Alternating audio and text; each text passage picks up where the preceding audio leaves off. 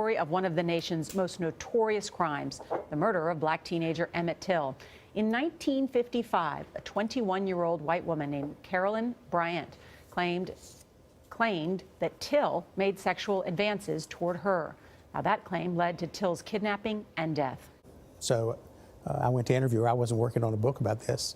Yeah. I'm a historian, so I was going to interview her and put it in the archive. And what's so shocking is to hear, because we've all heard the gory details, that he whistled at her, that he made a sexual advance towards her, and all these years later, she says what to you? She said, with respect to the any been a physical assault on her or anything menacing or sexual, that part isn't true. And because she claims that he grabbed her by the waist, that he held her, that he wouldn't let her go, that he touched her hand, and she says that is not true. Right. On May 30th, 1921, the mob came to Greenwood. This white woman is in an elevator, and this black teenager allegedly whistles at her or talks to her. This is by far the largest single incident of racial violence in all of American history. Is you have 9 black teenagers, and some of them get in a fight on the train with a couple of white guys. The train stops in Scottsboro, because this fight has broken out. As they're getting off the train, as the sheriff's folks are there, the white guys get off, the black guys get off, and then 2 white women get off. And the townsfolk are looking around going, oh. And the white women, because you've got black guys and white women in Alabama in the early 1930s, I believe 1932. It's like, whoa. And the women, Victoria Price and Ruby Bates, yell rape and say that these 9 black teenagers raped them. The town immediately took the 9 kids, hauled them in jail.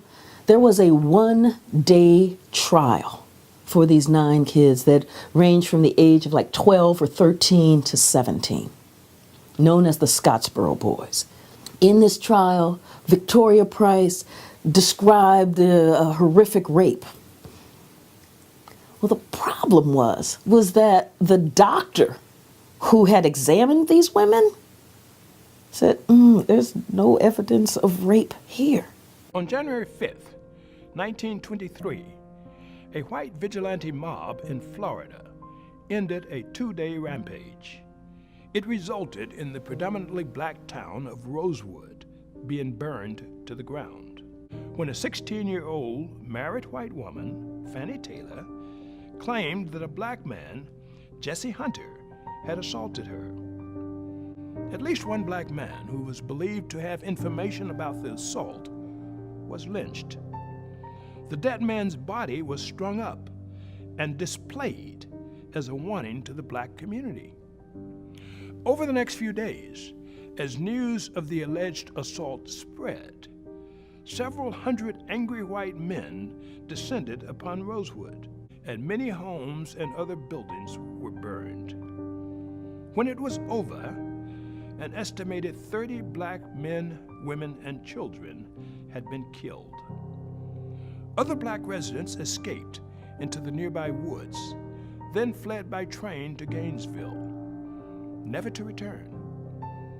Years later, survivors of the rampage recounted that Fannie Taylor had made false accusations against Jesse Hunter to cover up her extramarital affair with a white man.